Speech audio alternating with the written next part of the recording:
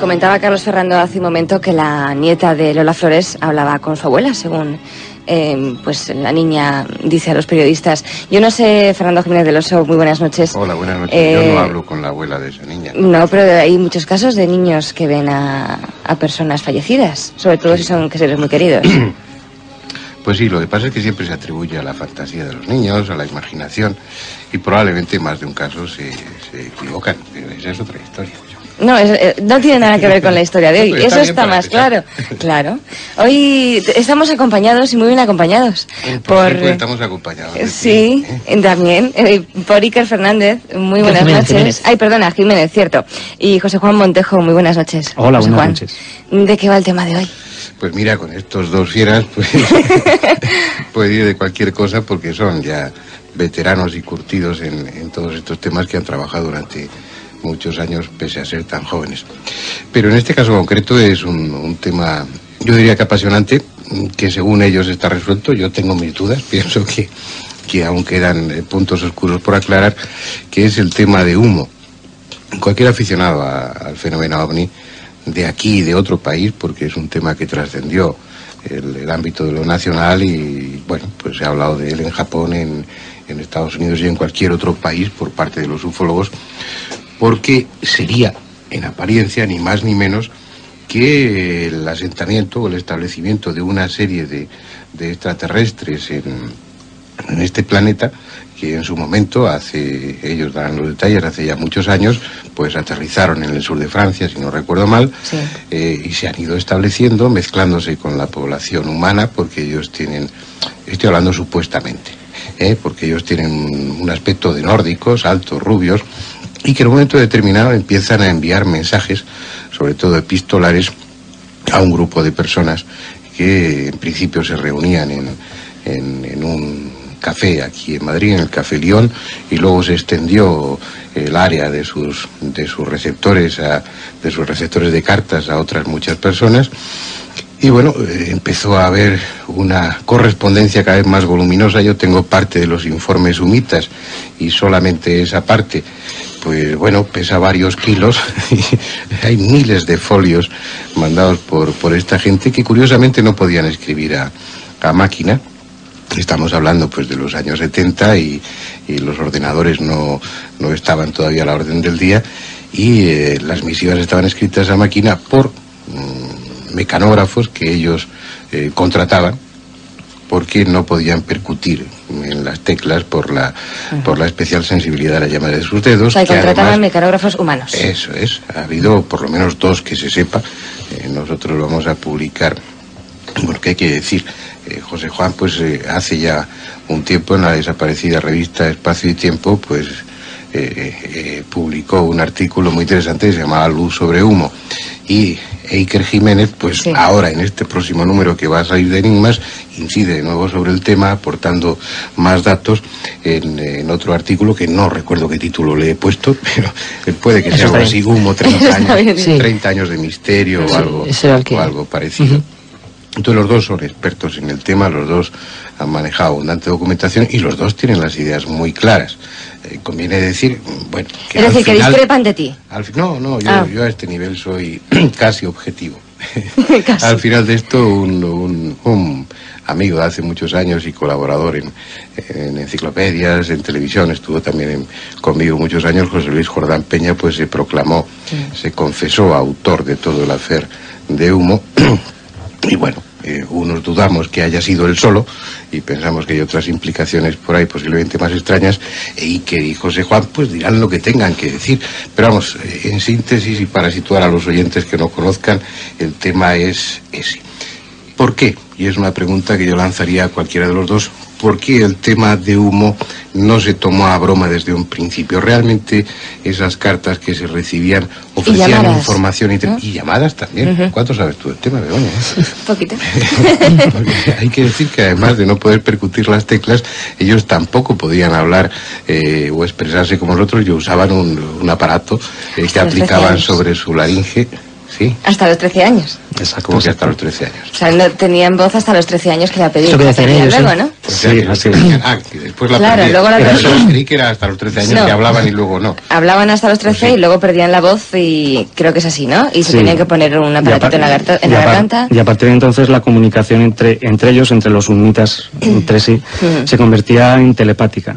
Lo que pasa que, bien, en las cartas donde se explicaba esta circunstancia, se añadía también que algunos de ellos, no muchos, conservaban una cierta capacidad de fonación, y que precisamente estos eran, o entre ellos se elegían a los que integraban las expediciones sucesivas que habrían llegado a la Tierra desde 1950, y precisamente para ayudarse a poder vocalizar mejor empleaban, eso sí, una especie de artefacto que se colocaban en la laringe, y con eso podían O se articular. colocan.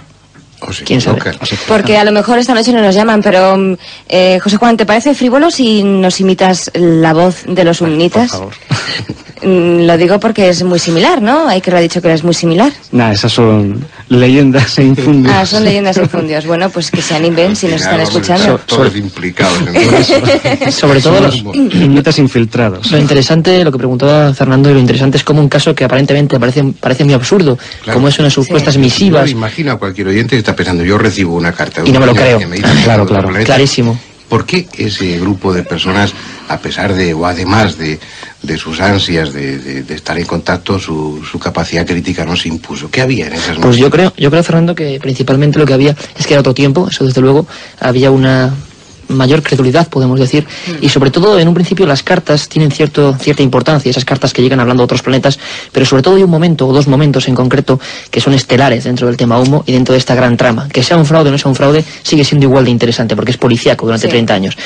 Lo que ocurre es que, y lo sabe bien José Juan, el 6 de febrero del año 66, casi, no se sabe bien todavía, pero recién recibido Fernando Sesma, el pintoresco personaje que empezó a recibir los mensajes de humo, recién recibido las primeras llamadas de los supuestos humitas, ocurre un suceso realmente escandaloso. Supuestamente dos testigos principales ven sobre la barriada de Aluche una especie de disco luminoso en el que distinguen en un principio, a grandes rasgos estoy hablando por supuesto porque todo es muy elegante, una especie de símbolo, una especie de H que al final, bueno, se acaba pasando a los medios de comunicación como el emblema con el que esos humitas firmaban sus supuestas misivas.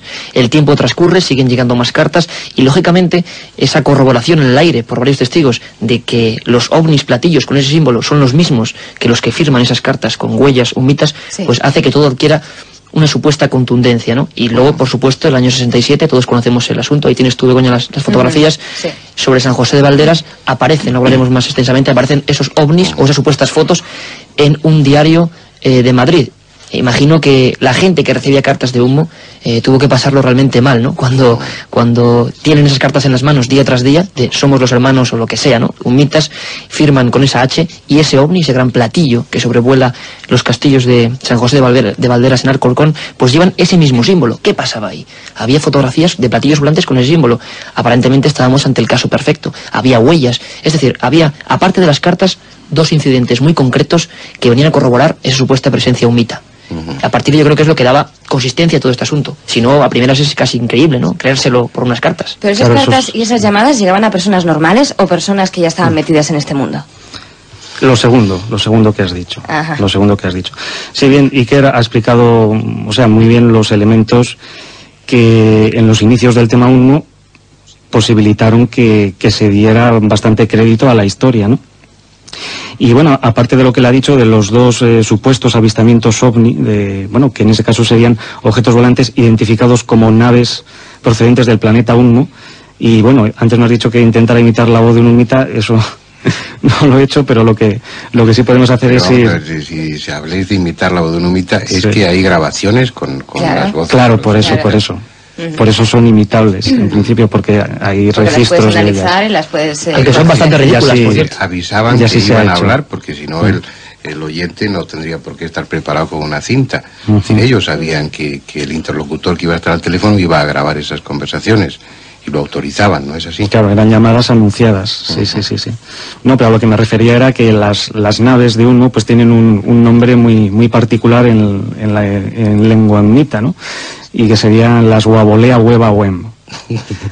No estamos hablando así porque no es una broma, es que es una broma así, de cualquier forma. O si lo es muy elaborado. Muy bien estructurado, muy elaborado. Al menos en esos toda inicios. Una escritura humita que, bueno, que tiene cierta coherencia y que en su momento pues fue asumida por muchos de los que recibían las cartas. Hay toda una descripción de su planeta, de su filosofía, de sus avances técnicos, cosas que realmente eran sugerentes y que, bueno, muchos de los que recibían estas cartas pues eran físicos, eran ingenieros y sin embargo pues no ponían demasiados reparos a ese tipo de datos que se publicaban, los aceptaban como auténticos. Estamos hablando de algo muy complicado, ¿no? Sí, pues ese era el otro elemento al que me quería referir, ¿no? Precisamente ese aspecto técnico y científico, al menos en apariencia, ¿no?, de los primeros informes y cartas que se fueron recibiendo a lo largo de 1966 y 1967. Que al menos en teoría pues hablaban bien de una civilización superior que había alcanzado una tecnología pues muy importante, por supuesto, y que incluso en otras diversas disciplinas como la física, la astronomía, biología, genética, pues esbozaban o apuntaban una serie de conceptos y de teorías que en principio, o así se lo parecieron a los receptores de estas comunicaciones en su día, pues no estaban al alcance de las posibilidades de la ciencia terrestre y ni siquiera de las vanguardias científicas de la época. Lo cual luego, claro, con el paso de los años ya se ha ido matizando. Pero fíjate, vosotros sois jóvenes y habéis llegado un poco tarde al tema. Las cartas se dejaron de recibir en los años 80, me parece, ¿no? Bueno. Las últimas no sé cuándo llegaron, pero... Es que lo que pasa que aquí, bueno, podríamos hacer diversas fases o etapas de evolución del tema Unmo, pero bueno, para hacer dos primordiales, podemos distinguir una primera etapa, que es la que conoce sobre todo estos informes de tipo técnico-científico, que se caracterizaban también por su extensión, y fundamentalmente ese tipo de información pues se recibió en los primeros años de vigencia del tema, es decir, me he referido a 1966-67, esa fue, digamos, la época álgida, ¿no?, del tema Unmo en este aspecto, aderezado también con los dos incidentes a que se ha referido Iker, el de Aluche y el de San José de Valderas. Además ha dicho bochornosos. ¿Bochornosos? Bueno, ahí ¿No has dicho tú bochornoso en uno de ellos? Que aclare el calificativo. No, lo que ocurre es que, no sé a qué te refieres, pero lo que ¿No fue todo un montaje lo de...? Sí, yo creo que fue un montaje, pero lo que es interesante y sobre todo, antes de meternos en cosas más farragosas, yo creo que es meternos en el pellejo de la gente que vivió aquello, porque ahora mismo la gente que nos está oyendo puede pensar que era un atajo de imbéciles, perdón que habla así, pero es que dicen, bueno, ¿cómo una gente puede ser tan crédula de que le lleguen unas cartas, una gente que se reunía, estamos hablando de hace pues 30 años, unas épocas bastante más difíciles que ahora, reunirse en un café con todo lo que conllevaba y hablar de unos temas tan extraños. Recuerdo... Cartas muy especiales. Cartas muy especiales. Aquello se convirtió en un auténtico fenómeno social, que es lo que ha sido Unmo en todo este trayecto de años. Y lo que es muy interesante, y es lo que yo quería decir antes, es que hay que vivir lo que ellos vivieron, ¿no? Era una serie de gente muy interesada en los platillos volantes, que no es como ahora, en el que hay muchas hipótesis y quizás la extraterrestre es la menos utilizada. En aquella época no, en aquella época había casi un convencimiento propio y pleno de que eran astronaves de otro mundo con habitantes, pero faltaba el eterno caso perfecto, es decir, esa demostración física de que ellos están aquí. Y yo creo que, y los comprendo perfectamente, llegaron a creer fielmente que estaban ya aquí, porque ¿qué más pruebas necesitamos? Yo os pongo brevemente un relato. El 1 de junio del año 67, ese ovni, que tú tienes las fotos ahí, se pasea por San José de Valderas supuestamente, y es fotografiado por dos fotógrafos diferentes. Eso ya es un hito increíble. Ya no es una persona la que quiere hacer un burdo trucaje, sino son dos personas diferentes que habían coincidido en sacar las mismas fotos. Además, había más cosas. Ese ovni traspasa la Nacional 5 y aterriza en una vieja barriada madrileña llamada Santa Mónica, y allí no solo aterriza, sino que además deja una serie de tubitos metálicos, o al parecer los dejó, todos son conjeturas, con un aro en medio, con un círculo en medio, y en su interior, ahí aparecen los círculos, en su interior aparecía una especie de lámina plástica con el mismo símbolo. Ya no solo teníamos fotografías de dos personas diferentes, ya no teníamos las cartas con el mismo símbolo, sino que además teníamos tubos de su planeta de origen con esas marcas. Yo quiero que pensemos un poco... Sí, perdona. Perdona, no, por apuntar o concretar aún más lo que dices tú, y aparte de lo que has dicho en relación con los tubitos o las cápsulas que se encontraron o que se localizaron en las proximidades de la carretera de Boadilla del Monte, es que además había sociedades extranjeras que hasta ofrecían dinero, ¿no?, por tales hallazgos. Yo recuerdo, por ejemplo, un recorte de prensa que me pasó hace poco José Juan, muy divertido, del diario Pueblo. Sería muy interesante verlo porque se ve hasta qué punto llegó a ser alarma social el tema de humo. Era un reportaje en el que se decía que había cápsulas de otros mundos en terrenos madrileños, y las personas de esa carretera de Boadilla del Monte, en Santa Mónica, se echaban al campo en busca de esos tubitos de otro mundo y de un supuesto y extraño personaje francés que había ido ofreciendo 18.000 pesetas a quien recogiera esos tubos que, sin duda alguna, al menos en aquella época, venían de otro mundo. Es decir, se montó no un montaje, sino una especie de encadenamiento de ilusiones tremendo, y yo creo que un grupo concreto madrileño quería estar por fin en contacto. Entonces no hay que menospreciarlos, ¿no? Es que hemos olvidado un factor importante, y es el anuncio previo. También ocurrido que ufólogos tan avezados y tan pioneros como Antonio Rivera y Rafael Farreros, pues todo ese aterrizaje, toda esa aparición de ese ovni en San José de Valderas les llevó a escribir un libro con el título de un caso perfecto. Sí. Claro y evidente, un caso perfecto, como el caso más perfecto dentro de la ufología: testigos, pruebas materiales, fotografías, huellas. Y se suponía, Fernando, que el ovni era el mismo, el de Aluche en el 66 y en Valderas el 67. Bueno, pues yo entrevistaba a testigos. O procedente de la misma. Yo entrevistaba a testigos. Y yo también. ¿Qué pasa? ¿Que esa gente mentía o estaban pagados por el que había urdido todo el tema, o habían tenido alucinaciones, o querían salir en los medios de comunicación? ¿Qué implicación tiene? En este caso, bueno, tendremos que distinguir entre los dos sucesos que estamos viendo. El caso de Aluche y el de San José de Valderas, como ha apuntado Iker antes. En el caso de Aluche, bien, pues en su día solo se conocieron los nombres de 2 testigos, que a lo largo de sucesivas investigaciones por parte de los mismos Rivera y Farriols no lograron averiguar identidades de otros posibles testigos del mismo fenómeno de Aluche. Es decir, en Aluche fue un aterrizaje, dejan unas huellas en el suelo. Con forma de aspa, muy curiosas. Sí, eran como 3 rectángulos en el suelo que formaban un triángulo equilátero. Que luego después, pues... sí, cuyos nombres son José Luis Gorrán Peña y Vicente Ortuño. Exacto. Y luego el otro caso, el de San José de Valderas, es donde aparece un ovni, un platillo volante típico, evolucionando sobre aquellos... Y con el símbolo. Aquellos campos, con el símbolo Mita en su panza, del que aparecen fotografías obtenidas, en su momento se dijo, por 2 fotógrafos. Luego, según los trabajos vuestros, parece claro que se trata de la misma cámara fotográfica. Sí, claro. Por fotografías que pasados los años se analizan en Estados Unidos. Spalding me parece que fue, o no sé. Sí, en Estados Unidos, sí, William Spalding y Fred Adrian del Grun Sotherwatch. Que sometidas a diferentes pruebas se acaba viendo ahí el trazo de un hilo, que en la fotografía no es visible, pero con esas técnicas sí. Y no solo, bueno, me permito añadir el análisis de Spalding y Adrian, que bueno, por muchos investigadores ha sido puesto algo en duda y hasta en la picota, ¿no? Por el simple hecho de que, bueno, simplemente parece ser que analizaron una copia de segunda o tercera generación de las fotografías de San José de Valderas, pero es que si hubiera sido solo los resultados de este análisis, pues bueno, podríamos albergar muchas dudas, pero es que resulta que por aquellos mismos años se efectuaron otros 2 por lo menos que coincidieron con los resultados negativos del Grun Sotherwatch.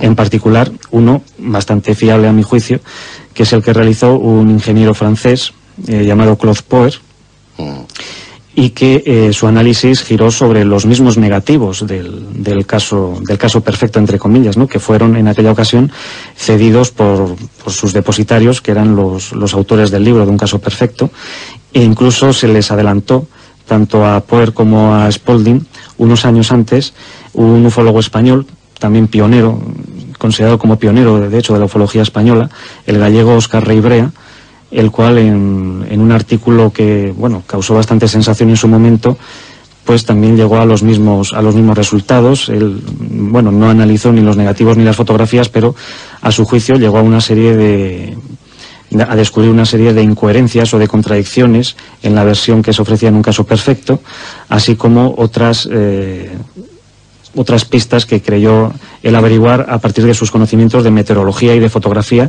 y que le llevaron a la conclusión pues de que en efecto nos encontrábamos ante un trucaje fotográfico. Entonces, ¿qué pensáis? Aparte de las fotografías, ¿hubo o no hubo un ovni sobre San José de Valderas? Yo creo que ese es el problema. Algo muy complejo. Por ejemplo, cuando tú, Fernando, cuando hablamos de hacer un reportaje recopilatorio, sí, en la sección esta de archivo de enigmas pendientes, de cosas que pasaron en España o en el mundo, para enigmas, pues era muy complejo realizarlo. Yo creo que el caso Humo, hay un montón de historias muy curiosas, y tiene además hacia el fraude, porque hay cosas muy escandalosas que ahora contaremos, pero también hay cosas que no dejan de ser enigmáticas, nunca mejor dicho, y que siguen dejando flecos sueltos en esta historia tan extraña. Tenemos pues esos ovnis que se ven, esos símbolos que hemos dicho, iguales que esas cartas que se siguen recibiendo durante años, sí, ese grupo de, digamos, de elegidos, entre comillas, que reciben por primera vez una serie de informes que no son mesiánicos, no hablan del amor, del Jesucristo que viene en la nave, ni nada, sino que hablan de ciencia, hablan de otro mundo llamado Humo, que está a 14 años luz de nuestro mundo, y que bueno, que tiene una vida, una técnica, una tecnología, y quieren, pues, contárnoslo. Están infiltrados en la Tierra, al parecer, y además está corroborado por esos dos casos tan increíbles con huellas y fotografías. Hasta ahí tenemos, pues, hasta mediados de los 70, 80 incluso, esa teoría. Y lo curioso, Fernando y Begoña, es que esos investigadores que en su primer momento estuvieron metidos en el tema Humo, más que como investigadores críticos, estuvieron inmiscuidos en el fenómeno, llenos de ilusión porque eso fuera verdad, no como ahora, que se ve desde un punto de vista más escéptico, intentando ver por dónde cogea esto, ¿no? En aquella época era diferente la historia. Y yo creo que hay un momento concreto, donde José Juan tiene bastante protagonismo, en el que llegan los 80, llegan otros jóvenes investigadores, y se empieza a especular sobre si puede ser falso ese caso perfecto, el caso más famoso de la ufología española y el caso totémico de la ufología española. Y ocurre lo primero, que es la investigación del caso de Aluche, ese primer informe, ese primer caso en el que un ovni con un H humita aterriza en Aluche, perdón. Y ahí José Juan pasa lo que pasa, ¿no? Empieza a resquebrajarse todo un poco, ¿no? Claro, sí, así fue. Bueno, esta investigación la iniciamos en su momento Javier Sierra y yo mismo, a partir de 1988.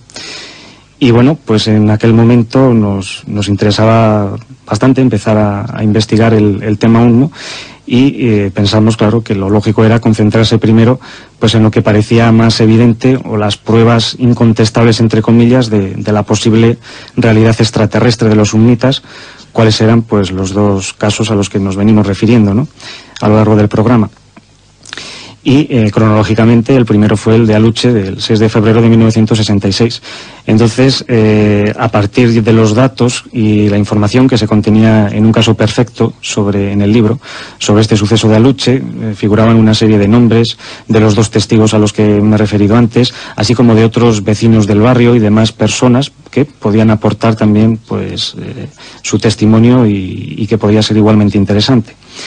Entonces, en aquella ocasión, debido a que uno de los testigos, José Luis Jordán Peña, se hallaba aún convaleciente de una enfermedad que padeció ese mismo año, en 1988, pues nos concentramos así, de un modo casual, en el otro testigo, en Vicente Ortuño, y que, pues casualmente también, o extrañamente me atrevería a decir, pues no había sido un testigo pues demasiado entrevistado en los años anteriores. Incluso, es más, en Un caso perfecto, pues aparece su testimonio como un poco tratado de una manera un tanto marginal, ¿no? Es decir, como si el testimonio principal fuera el de José Luis Jordán Peña, y al fin y al cabo el de Ortuño pues fuera simplemente como una confirmación, ¿no? Hay que decir, José Juan, que lo único que José Luis Jordán Peña lo tuvo al lado, y Ortuño lo vio de una ventana, ¿no? Claro, había esos otros elementos. Uno de una ventana, sí, y otro lo vio.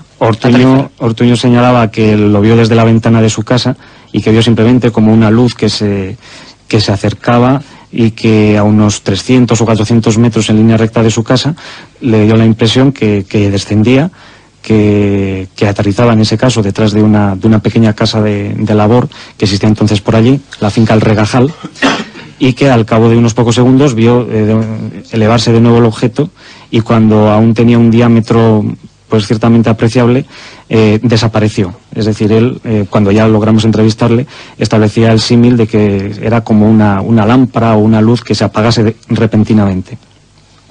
Frente al testimonio de Jordán Peña, bien, que como ha dicho Iker, en Un caso perfecto aparecía como el testigo que más cerca había visto al ovni, ¿no? y que, buscando alguna comparación que ya fue apuntada por algunos investigadores hace años, casi habría sido como si se lo hubiera puesto casi de sombrero, ¿no?, el propio Jordán Peña, de tan cerca que teóricamente lo hubiera tenido. Entonces, bien, mantuvimos varias entrevistas con Vicente Ortuño. En la primera de ellas, pues nos vino a confirmar, básicamente, a repetir lo que se le atribuía en el libro, en Un caso perfecto, pero también nos dio otra serie de detalles sobre su amistad, su relación con el otro testigo, con Jordán Peña, que ya pues nos hacían dudar un poco de esa versión, ¿no? Él, en esa primera entrevista que mantuvimos, mantuvo la versión que ya aparecía en el libro, de que con anterioridad no se conocía él con José Luis Jordán Peña, y que precisamente su amistad se inició a partir del mismo suceso, ¿no? Con lo cual, claro, lo que en cierto modo se venía a decir era que si no se conocían los dos testigos principales y únicos, al fin y al cabo, de este suceso con anterioridad, pues difícilmente lo hubieran podido preparar o trucar de alguna manera, ¿no? Entonces ya descubrimos una serie de contradicciones en ese sentido, que le pusimos de manifiesto en una segunda entrevista, y entonces, bien, pues digamos que ante la evidencia que le presentamos, terminó por admitir que en efecto, que él y Jordán Peña se conocían con anterioridad al suceso de Aluche desde años antes, y que ese era un dato que habían, por decirlo así, obviado en la versión que dieron en su momento a los investigadores que analizaron el caso, y que, bueno, pues digamos que al mentir en un dato tan importante como este, pues ya se nos empezó a venir un poco abajo el suceso de Aluche, cuando menos, ¿no? O sea, que se conocían y dijeron que no, vamos. Comenzasteis a acumular datos y datos que os hicieron pues dudar seriamente de que todo el fenómeno fuera auténtico. Pero una cosa es tener dudas, certezas sobre algunos aspectos concretos, por esos análisis fotográficos y otras consecuencias de vuestra investigación particular, y otra cosa es la certeza. La certeza se adquiere cuando José Luis Jordán Peña se confiesa públicamente autor de todo eso, ¿no? Claro, ¿En qué circunstancias se produce esa confesión y por qué? Es lo que pensamos, porque desde luego que este sombrío, porque así lo era un humilde trabajador de Agromán, psicólogo industrial. No era un humilde trabajador. Bueno, humilde trabajador. Tampoco Fernando Sesma era un personaje pintoresco. No. Fernando Sesma era una magnífica, una bellísima persona, pues él puede tachar de ingenuo o de ilusionado en exceso por ese tema, pero yo creo que era... Pero pintoresco en el sentido, Fernando, de que tenía cierta popularidad y que mucha gente, no nosotros, sino mucha gente le tildaba de loco muchas veces, porque era una de las primeras personas pionero. De personaje excéntrico, ¿no? Pues exactamente, excéntrico sería quizá la... Yo le conocí no mucho, pero sí me gusta como puntualizar, porque ya el hombre desapareció hace ya unos años, murió, que bueno, que era una persona de buena fe. Eso nadie le puede decir. Es una de duda. Y además una bellísima persona, ¿no? Ese fue quizás el primer embroque de todo el asunto humo, pero Jordán Peña, que es de lo que estamos hablando, mucha gente dice, ¿cómo es posible que una persona no solo se dedique durante casi 30 años a hacer estos informes humitas, a gastar su tiempo intentando engañar a la gente, con qué material cuenta, con qué ayuda? Claro. Y sobre todo, y que yo creo que es lo más difícil, porque a fin de cuentas se pueden falsear unas cartas, pero falsear un informe, o sea, no un informe ovni, es decir, la aparición de un ovni, ¿cómo se falsea? Y era uno de los grandes, quizás unos grandes saltos en todo este asunto. El primer caso, el de Aluche, estamos rotando siempre esos dos casos importantes. El caso de Aluche, como ha dicho José Juan, pudo ser fácilmente una invención, porque los dos testigos, como he dicho antes, él se conocían desde antes y podía ser una broma preparada. Sí. Sobre todo porque ese hombre, Jordán Peña, que es el que tiene el ovni como de sombrero, como decía José Juan, se mete después, se infiltra en ese grupo de personas que estaba recibiendo las cartas, y que era una especie de camarilla que se juntaba en ese Café León, como tú comentaste, Fernando, y que, bueno, armaban unas algarabías tremendas, ¿no? Llegando las cartas, los mensajes se leían en público y demás. Pero claro, ese segundo caso sí que era más difícil de falsificar, porque era un ovni gigantesco, de unos 10 metros de diámetro, que sobrevuela como una hoja muerta los castillos del Marqués de Valderas, que deja claramente patente su H en el medio y que luego desaparece. Al parecer luego aterriza, y deja los tubos, para más INRI. Al parecer las fotografías sí se llegó a la conclusión de que son el mismo tipo de foto, mismo tipo de profundidad de campo, mismo grano de la foto y misma altura del trípode. Es casi imposible, si no imposible, que dos personas que estén en diferentes lugares hagan eso a la perfección. Y hasta el mismo tipo de película. Exactamente, el mismo tipo de película. ¿Qué ocurre entonces? Que esos tubos famosos, que yo hace poco en otro programa me comentaban que los tubos eran la evidencia, porque el locutor que hablaba conmigo me decía que los había tenido en la mano, y dije que era imposible, y me contradijo un poco. Es imposible, porque esos tubos nunca han estado en la mano de nadie, o solo quizás del que los hizo fraudulentamente. Sí, pudieron estar en la mano de cualquiera, puesto que están fotografías. Pero pero solo se conoce la fotografía. Ahí está la clave. El objeto físicamente, sí, por supuesto. Claro, puesto que existe. Claro, o sea, que esto ha desaparecido, estos tubos. Eso, exactamente, la gente se cree que lo ha visto muchas personas, la gente que lee el libro, la gente que lee los artículos, creen que han pasado por manos de científicos y demás. Y yo eso, lo explico brevemente. Sí, eso es exactamente, solo tú lo puedes decir, una foto, o sea, es que no existe más, una foto que hizo alguien. Es que precisamente esas dos fotos que estamos viendo ahí, que son un tubo cilíndrico junto con la tira de plástico, y me parece que eran una o dos tiras de plástico y unos pedazos. Luego hay otra fotografía más, cuando menos, sí, con el cilindro roto. Sí, aquí está la fotografía. Sí, esa es, las dos. ¿Y cómo se sabía que eran de níquel y en el interior había una lámina de polifluorura? Perdona.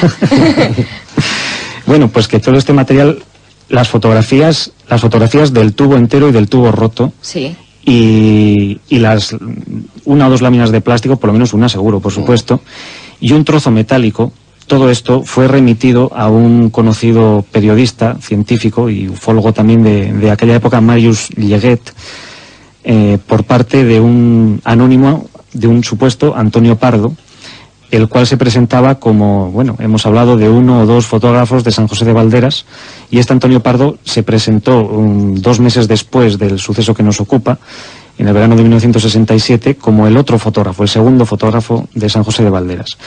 Entonces él, a Marius Lleget, le aportó 2 fotografías, 2 copias en papel de del OVNI que él había captado en San José de Valderas, y aparte este material que él decía que había podido conseguir a base de algunas visitas que había realizado a la barriada de Santa Mónica, y en concreto el tubo señalaba, bueno, un poco en plan anecdótico, que se lo adquirió por, ¿qué debía de ser?, por 2 duros, 10 pesetas o 4 duros a un niño de la barriada, al hijo de un albañil, creo recordar, que decía en su carta a Marius Lleget. Entonces, bien, Marius Lleget, que era gran amigo de Antonio Rivera y Rafael Farriols, digamos que se apartó en cierto modo del tema, no lo veía nada claro, y el mismo Lleget, en obras y en libros posteriores, pues ratificó en esa opinión, ¿no? Y él ha sido, pues, uno de los, ya fallecido también, uno de los investigadores españoles más críticos con el tema UNMO, pues, y desde hace muchos años. Pero bueno, se desentendió del tema y cedió todo este material, la carta de Antonio Pardo, las fotografías de Valderas, el resto metálico, la tira de plástico, a Rivera y Farriols, y ellos serían los que a la postre se encargarían de realizar los análisis, precisamente en el INTA, en el Instituto Nacional de Técnica Aeroespacial, aprovechando la circunstancia de que en aquella época el presidente o director de esta entidad era el general Rafael Calvo Rodés, que era tío, bueno, pariente muy directo de uno de los coautores de Un caso perfecto, de Rafael Farriols. Entonces los resultados, ya simplemente por finalizar, que se publicaron en forma de extracto en Un caso perfecto, pues serán los que se incluyen ahí. Es decir, que el resultado del análisis de la muestra metálica dio que su composición principal era de níquel, incluso se hablaba de un porcentaje muy alto, creo que hasta de un 99 o 90 y tantos %, y la tira de plástico se decía en Un caso perfecto que su composición era la de polifluoruro de vinilo. Aunque bueno, luego ya con posterioridad pudimos localizar a algunos colaboradores míos y yo mismo, alguno de los ingenieros que intervino en todo el proceso de análisis, y bueno, ya nos matizó algunos datos, ¿no? Pero en fin, es simplemente anecdótico. Él decía que el polímero, ¿no?, el plástico, el polifluoruro de vinilo, sería polifluoruro de vinilideno, que bueno, para los químicos pues será, sí, pero yo no me he enterado una gran distinción. Y lo cierto es que corrió el rumor, como siempre ocurre, de que esos objetos, esos materiales, eran muy poco posible de encontrarse en la Tierra, que es lo que a la gente le ilusiona, ¿no? Y eso ocurrió durante años. Sí, eso, la tira de plástico. Cuando hay un fenómeno de esas características, lo que pasa es que luego ya se van añadiendo una serie de elementos espurios, invención, producto de rumores, ya el tema se convierte en leyenda urbana, como ahora se las llama, y llegan en un momento a relacionarse el caso de Humo con el caso de la mano cortada de Albacete. Sí, pero eso, bueno, por parte de los mismos summitas se relacionó. Pero bueno, la gente también... O de autodenominados summitas que escribieron cartas involucrándose, digamos, en ese tema de la mano cortada. Pero lo muy curioso es que, también. bueno, hace pocos años relativamente aparece un ovni en la Unión Soviética. Yo estaba en ese momento rodando documentales, no sé si en México estuve en Perú y ahí me enteré de la noticia, también se publicó en los periódicos, el ovni de Voronezh, y en un jardín o en una plaza pública, ante numerosos testigos, entre ellos niños, y el dibujo que hacen los niños y que aparece publicado en la prensa, pues es un ovni en su panza lleva el mismo símbolo de humo. Y bueno, ¿qué hacemos con ese dato? ¿Es una noticia falsa? Ese dato, Fernando, y otros muchos casos, que es lo curioso. Y otros casos. Sí. Igual que yo, el tema, hay otros ovnis fotografiados también. Esa es una teoría. La verdad es que estamos aquí entre el gran lío, que todo es liante y parece que es un fraude hecho por varias personas, una serie de anónimos que hacen fotos y tal, pero luego lo curioso, parece que es un fraude, efectivamente, y luego veremos que es el hombre que lo hizo, supuestamente, pues lo dijo, ¿no? Yo he hecho esto de la siguiente forma. Pero lo cierto es que no deja de haber ciertas cosas realmente cuando menos sospechosas. Por ejemplo, yo he investigado varios casos, no solo el de Voronezh no pudo ir a Rusia, pero ese fue célebre, pero en el mismo España ha habido algunos sucesos donde los testigos han dicho o han afirmado ver ovnis, objetos con ese mismo símbolo. Y alguna gente que podemos decir que no tenía contaminación por haber leído artículos de humo. Hay casos muy curiosos de niños, como el de Voronezh en Rusia, uno es en Álava, en un monte alavés llamado Larizu, en junio del 82, donde dos niños ven una especie de platillo acercándose a un monte con el símbolo en oscuro, exactamente igual. ¿No puede darse el caso, Iker y José Juan, de que todo esto se haya urdido sobre algún caso real, sobre algún avistamiento real, sobre algunos testigos auténticos del fenómeno, y que para darle más verosimilitud se haya escogido, pues, no un elemento inventado, sino un elemento que en parte era auténtico? Yo creo que es bastante probable, desde luego, porque además, en el caso de Valderas, por ejemplo, ese gran caso que hay dos fotógrafos, un anónimo, que hay muchas posibilidades de que sea un gran fraude. En ese caso, por ejemplo, lo que es cierto es que siguen llegando testigos que no tienen nada que ver con esta historia, y algunas personas que, están, algunas hay que identificarlas, otras, pero la verdad es que parece que hay personas que sí dicen haber visto un ovni sobre San José de Valderas esa misma tarde de las fotografías. Claro, pero claro, lo que ven no es exactamente ese ovni con la H. Claro, quizás se aprovechó entonces ese día por parte de personas para hacer todo este montaje. Que además sería lo lógico, el basar todo eso en algunos datos auténticos. El avistamiento de un ovni, luego va a haber testigos que van a corroborar eso. Que se hubiera manipulado a posteriori. El utilizar ese símbolo, pues porque ya había sido visto en algún caso de ovnis, pues por diferentes testigos, y que lo habían descrito así. Es decir, sería urdir una trama sobre un tejido que ya existe, o con unos hilos que ya existen, combinándolos de una manera ¿pero con qué? Para decirle, oye, cuando llegues allí, pues echas al correo esta carta para que llegue con un sello de Finlandia, el matasellos, o del Japón, pues llegaban de los sitios más extraños. Bueno, pero el hecho de que sea difícil no significa que no pueda realizarse. De mantener durante 30 teniendo años. Buenos amigos en líneas aéreas, por ejemplo, Eso es una mantener posibilidad. Durante 30 años un engaño de esas características supone una tenacidad y un esfuerzo, y bueno, algo que no encaja con una personalidad normal, ni mucho menos. Pero sea fácil o difícil, Fernando, lo curioso es el motivo. ¿Por qué? Sí, ¿Por qué 30 años de broma? ¿Para qué? Porque hay una serie de gente, porque no se ganó dinero con esto. ¿O sí se ganó dinero? No. Sobre el papel parece que no. Y sobre todo lo curioso es que los libros que se han escrito, pero no creo. Pero vamos, que tampoco se gana un gran dineral escribiendo un libro. Hay una serie de gente, desde luego que no. Hay una serie de gente que ha permanecido, por así decirlo, 20 y tantos años engañado, y que hay gente que todavía está ahí y que creyeron. ¿Conocéis Fernando, se nos va el tiempo, se nos escapa. No, eso iba a preguntar. Sí, una conclusión. ¿Qué opináis los dos a este nivel? José Luis Jordán Peña, ¿solo o en compañía de otros? O en compañía de otros. Pues solo desde luego no, y en compañía de otros sí. U otros, y Jordán Peña quizá en compañía de esos otros. Yo creo más o menos que lo mismo, él con otra gente, y tampoco grandes científicos, ni KGBs, ni sociedades secretas. Sí, es que el contenido también se ha mitificado mucho, pero bueno. Bien, pues dentro de 30 años volveremos a hablar. A celebrar el 60º aniversario volveremos a hablar del inicio del tema. Iker Jiménez, José Juan Montejo, muchas gracias. Fernando, gracias. Ha sido un placer estar contigo. El placer ha sido para mí, bueno, y quería aprovechar para despedirme de los oyentes, puesto que esta es la última intervención que hago en este programa que desaparece. y que desaparece, sustituido llegará otro nuevo. Por otro programa nuevo. El lunes a la 1:30 de la noche. Muy bien, pues aquí Ha sido un siempre. placer. Hasta pronto.